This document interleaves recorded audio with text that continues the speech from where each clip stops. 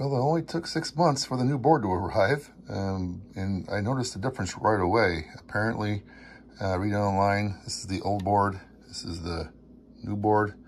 The old board was known to have a undersized power supply for my fridge, and you can see the replacement board has got a much bigger power supply than the original one, and so they had to move some of the connector locations around a little bit there from the side over here, but it's no big deal as long as the wires reach. But man, I was expecting to get the same crappy old board, so it's good to see that they got the bigger replacement power supply in there.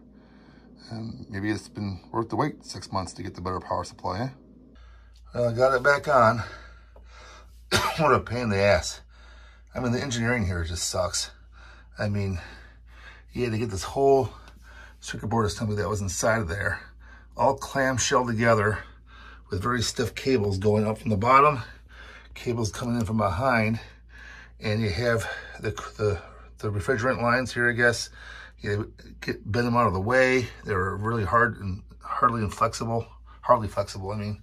And boy, I had to really work hard to get that fucker back in there. Anyway, it's working now.